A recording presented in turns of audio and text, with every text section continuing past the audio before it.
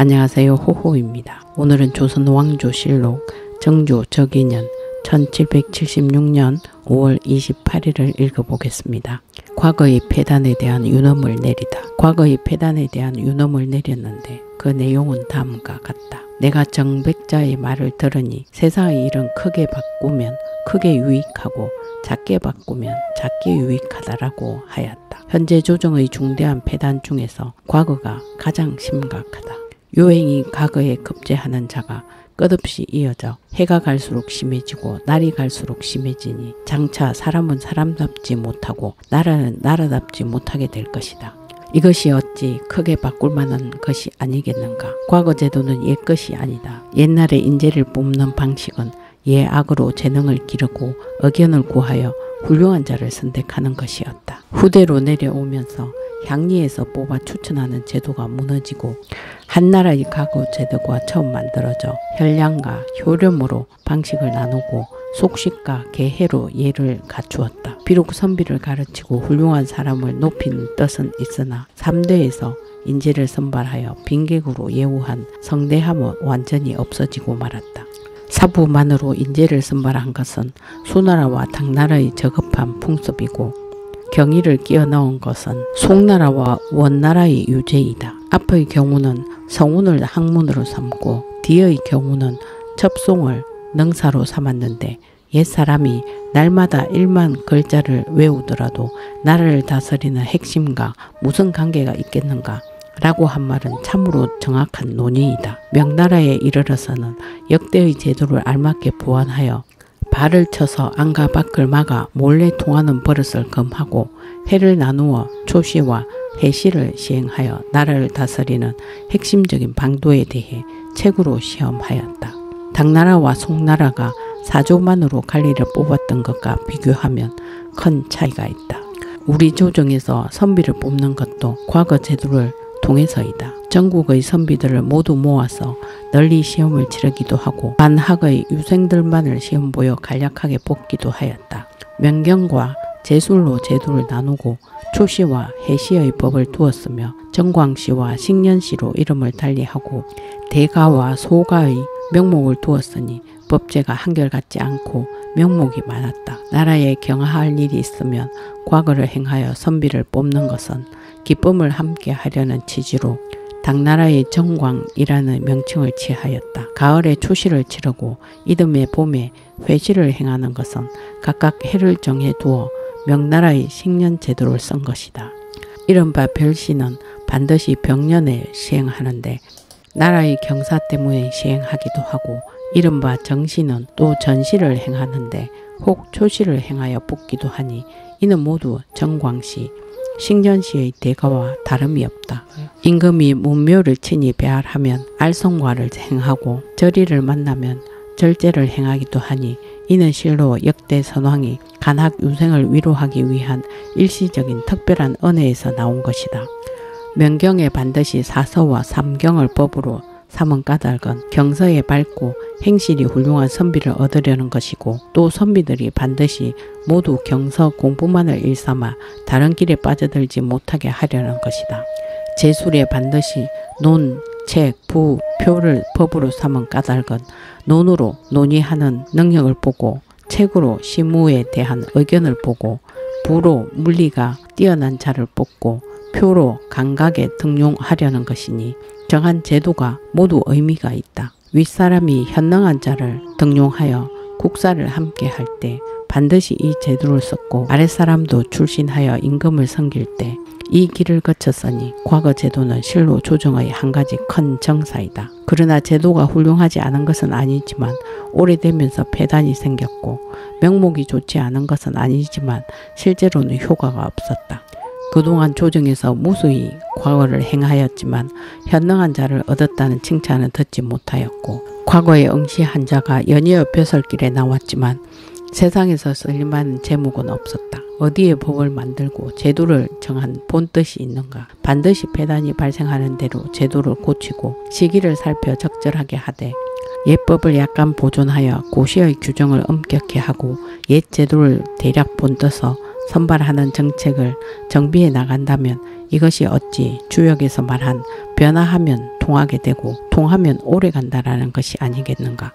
근래에 와서 세상의 수준이 낮아질수록 과거의 폐단이 더욱 심해졌다.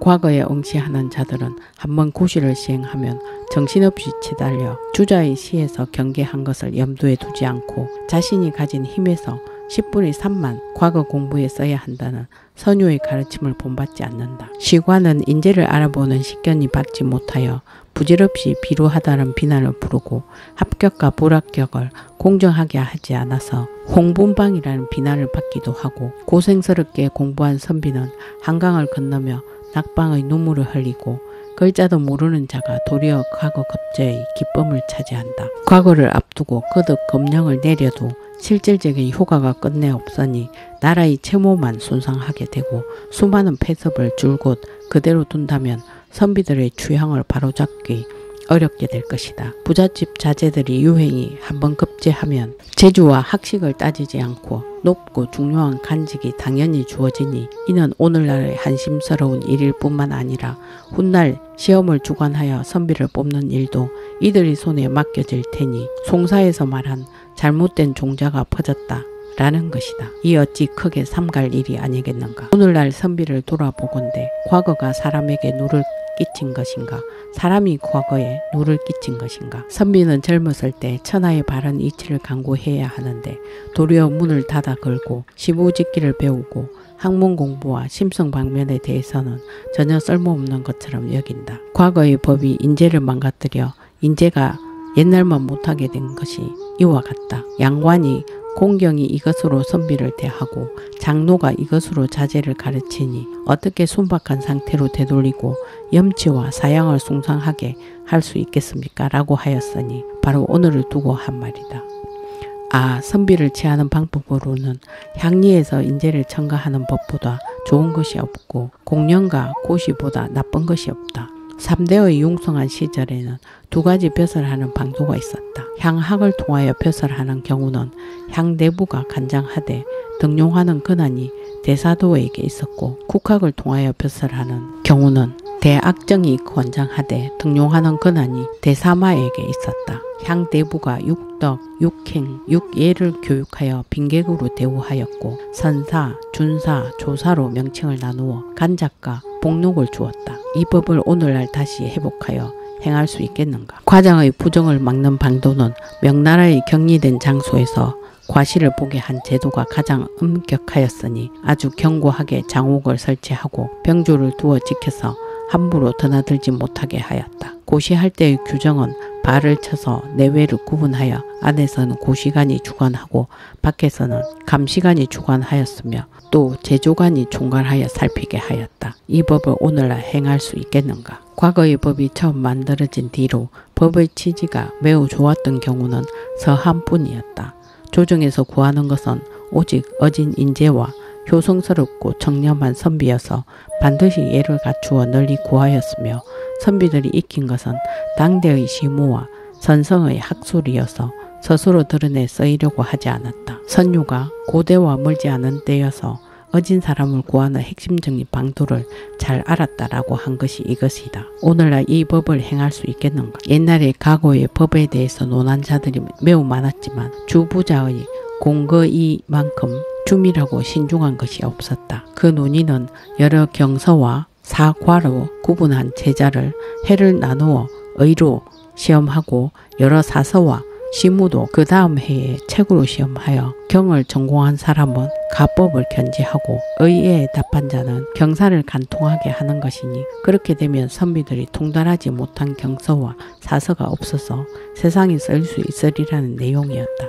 애석하도다. 당시에 위로 보고하지는 못했더라도 전하가 모두 칭송하였으니 선유가 후세의 공거법 중에 이보다 나은 것은 없다라고 한 말은 빈말이 아니다. 오늘날 이 법을 행할 수 있겠는가? 오늘날 과거의 폐단을 개혁하지 않을 수 없는데 개혁을 말하자면 옛것을 모른 채 지금의 제도에 빠져서도 안 되고 현재의 제도에 몰두하여 옛것을 소홀히 해서도 안 된다. 만약 고금을 참작하여 현 상황에 적절하게 한다면 주나라의 제도만 못하더라도 자연히 향리에서 인재를 첨가하는 법도가 있게 되고 명나라 제도만 못하더라도 자연이 격리된 장소에서 과실을 보이는 규정을 둘 수 있고 서경의 제도만 못하더라도 혈량과 효렴으로 선비를 첨가할 수 있고 주자의 어른만 못하더라도 경서와 사설을 해를 나누어 시험 보이는 법규를 행할 수 있을 것이다.